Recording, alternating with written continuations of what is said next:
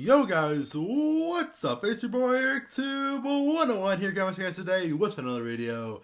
And guys, I've been a huge movie goer ever since I was 16 and started working at the movie theater. Now I have a subscription for $20 a month. I get unlimited movies, and for $40 every 6 months I get unlimited popcorn. So I go to the movie theaters all the time, and I also watch some movies on Netflix. So in today's video, I'm going to be counting down the top 10 movies I saw in the year 2021.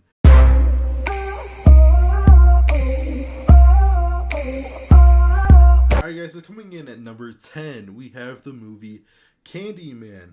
And guys, I really liked the real life implications of this fictional story of the Candyman. Basically a horror, monstrous, sort of demonic villain.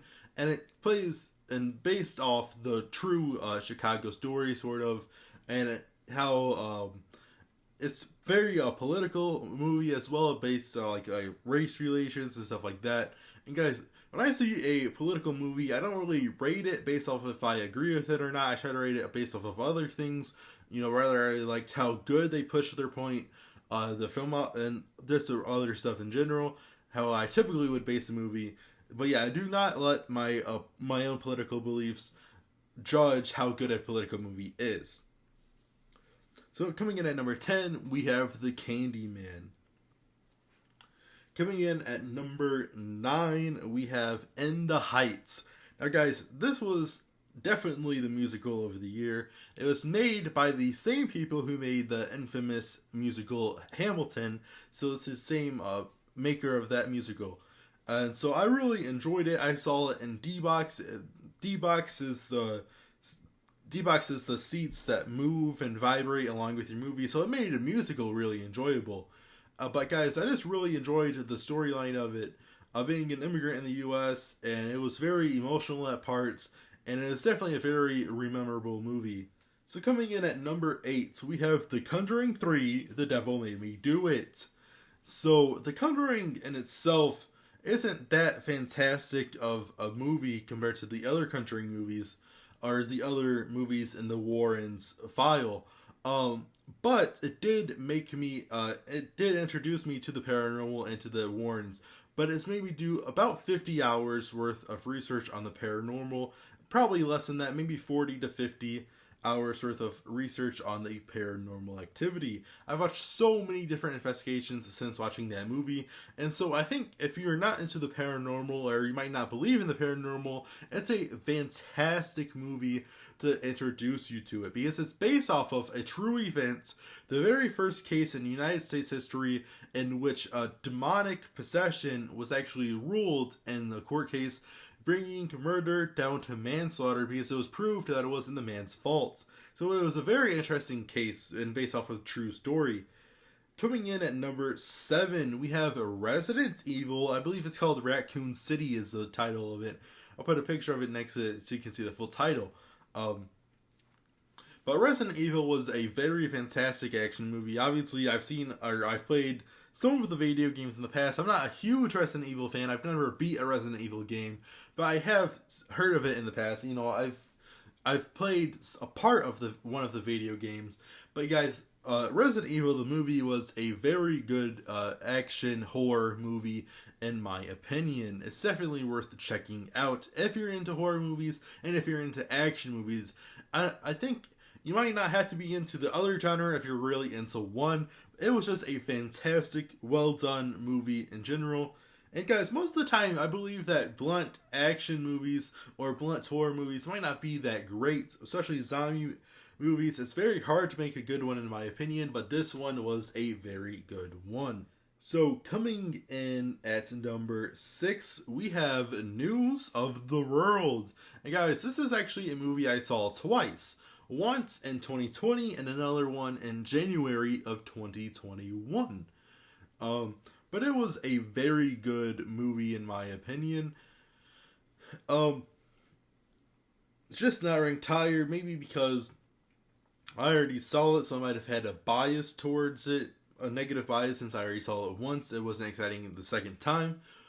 So I might have rated it lower because of my own personal bias, I'm not sure. But yeah, guys, it's a very good movie. It's basically, you know, this dude rides on horseback bringing news to the southern U.S.